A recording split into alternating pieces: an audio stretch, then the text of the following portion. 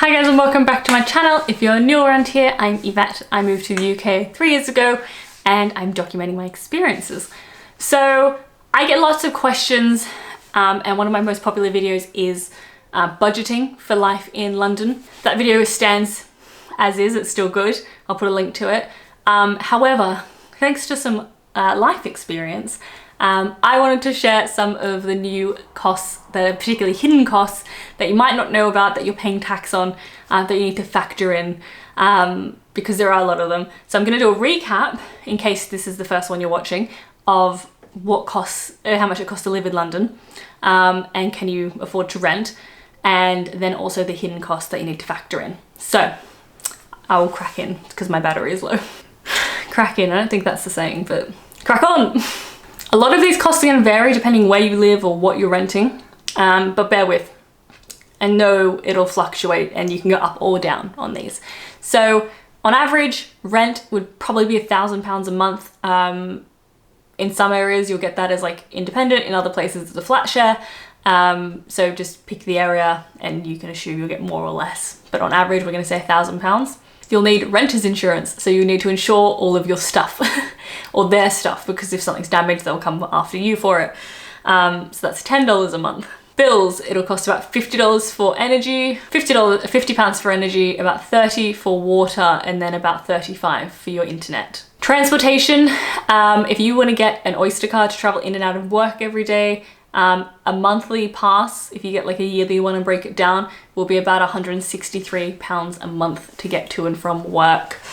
Or around London, you could probably use it anytime. Phone bill, £15. That's, you're in luck with that one. It's one of the few cheaper things. I'm on £12 a month. Thanks, Voxy. Groceries, once again, it varies where you shop and what you eat. For two people, what Daniel and I spend is about £200 a month. But if you're eating Wagyu steaks every night, it'll be considerably higher. Or if you don't eat meat at all, it'd be considerably lower. So all you need to know is if you want to save money, you go to Aldi. If you want to be bougie, you go to Waitrose. That's all you need to know. If you want to eat out, our monthly eat out spend would, when we were living in London, would be roughly £150 a month, and that includes like if you go out to the pub, if you go out to a restaurant, etc. Once again, it's going to be higher and lower depending on the season. Like that's probably like a good December one when you're out all the time, but you know, come January and I'm never leaving my house, it'll be $0 dues. It's always good to factor in just like breaking things or things you don't realize, like a toilet brush, you know. So I always say like £30 is a good level for that, just to like make sure you've got your stuff kind of thing. Same with personal care. Once again, it's going to vary if you're a girl or a boy. Are you getting your eyebrows done? Are you getting Botox? Are you getting your hair cut? Getting your hair dyed? What are you getting done? I put in £40 for this calculation just as a nice average. That's probably accurate for me as a blonde. So every 2 months I'll get my, no, it's actually less, which is super depressing. I don't want to add that up, but it's I would spend more than that, which is super upsetting. And then entertainment, which I've definitely lowballed, but we've said £30, but I would definitely spend more than that. At least for two people. Because if you want to go see an exhibition, there's lots of free things to do in London as well though, so I suppose it depends. It really depends, like most things. But as an average, we'll put 30 down as like a nice, safe, not too much money, but you know, if you want to go to the cinema, you want to pay for an exhibition, mini golf, whatever you're up to, £30. So that's roughly the total monthly spend. That comes to £2,356, as you can see there, monthly spend. I would recommend not having your rent cost more than 40% of your income, so you still have 60% to have the rest of that come out and do travel or fun things on top of that, personally. But you make your own call. Now, onto the hidden costs, which is what the whole video is about, but I wanted to cover that off as context. So, hidden costs you don't factor in. Council tax. It sucks, and it varies where you are. What council you're in, what type of house you have, how many bedrooms it is. Is it a flat? Is it a new build? An old build? What is it? It varies so much. There's different bands, and you can see what it is. Even the cheapest boroughs still pay over £1,000 a year. Council tax takes care of like the bins, the street cleaning, the just, you know, general council upkeep. So I understand it's essential. You just need to like factor it in. Don't want to be surprised, because £1,000 a year is a lot if you don't factor it in. That's a big surprise. TV tax, or the TV license, always a controversial one whenever I mention it, but you know, we're law-abiding citizens here and we've never not done it. So yes, there's a TV tax that helps fund the BBC. It is £157 a year, which is a bit of an extortion to me, but like, look, everyone has an opinion on it. You do you. You don't have to pay if you don't watch TV. You'd have to do your own research, because I did read something that was like, even if you watch Netflix, you have to pay it, which seems like, why do I pay you? Like, you're not linked to Netflix. It is what it is. They are the TV mobsters, and you just pay to keep them out of your letterbox, basically.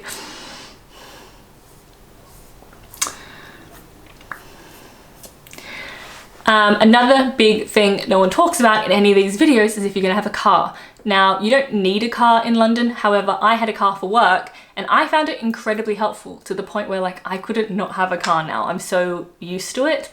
And London's really good if you want to go centre, but if you want to get like, you know, clockwise or anti-clockwise, it's so much easier to have a car.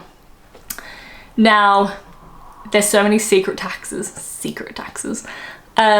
So there is a carbon emissions tax. So my company would give me a company car that I didn't want, and then I would get a certain percentage taken out of my taxes every year to offset the carbon it was emitting, even though I didn't drive it, which was super annoying, but I like the concept. And then there's also insurance on that. Insurance is really high in the UK. I don't know why. You could buy £1,000 car and it's still gonna be like £2,000 of insurance. Like, I don't understand it. I just know it's expensive. So do your homework before you commit to buying a car, because you need insurance, particularly third party. Your tax you pay on the car and its emissions is relevant to what fuel it has and its different percentages and what size engine it has and all these sort of things. So it's really worth checking out and going on MyGov to check out what you're looking at. So if you're thinking of buying a car, you've got to factor in petrol, which is very expensive. It's like £1.50, which is expensive for where I'm from. Yeah. Petrol's expensive, insurance is expensive, you're going to pay a crazy tax out of it like that you weren't expecting, and there's also another tax which is like it's annoying me that I can't remember it. I'll see if I'm going to put it on the screen. I want to say it's like good heart, mindfulness tax, something like that. I'll put it on the screen. I can't remember. And that tax on top of it as well.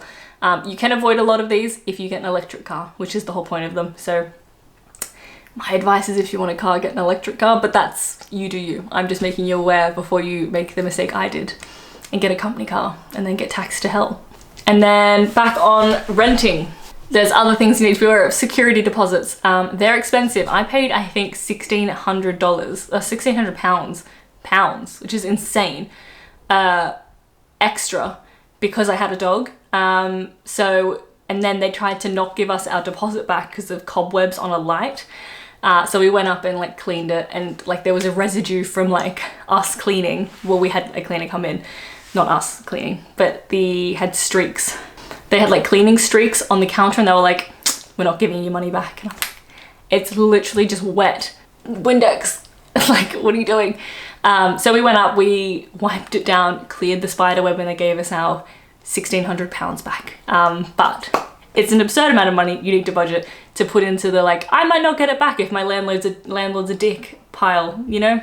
There's also a holding deposit where you pay the landlord to hold the flat for you while they do all the background checks. So that's also a chunk of money you need to have on hand to just throw at them. And usually it comes off your security deposit or your like first month's rent or something like that, but you just need to have it ready. There's a road tax you pay off the car. There's also a congestion charge tax that you pay if you're driving into central London. Gotta be aware of that. It's like £15 a day.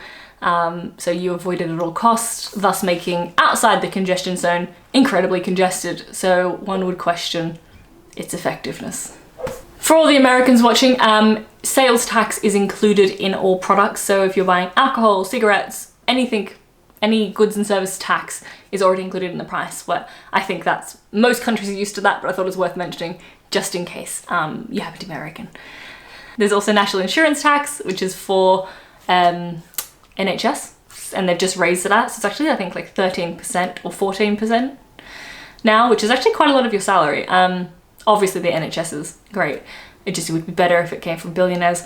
And then, so overall taxes are good. I want to make that point clear. I understand why they exist, but you need to be aware of them to budget them into your life. So you're not surprised like I was. But yes, hopefully that gives you an idea of all of the hidden taxes and fees that are in the UK to survive, because I didn't know about a lot of them, and I really would have liked to, because it's much more expensive, particularly owning a car, than you would anticipate. So yes, hopefully you found this video helpful. If so, give me a comment below, give me a thumbs up, hit subscribe so I can see you next time, and come over and join me on Twitch and we can have a chat about how annoying taxes are. But yeah, thank you so much for watching. I will see you next time.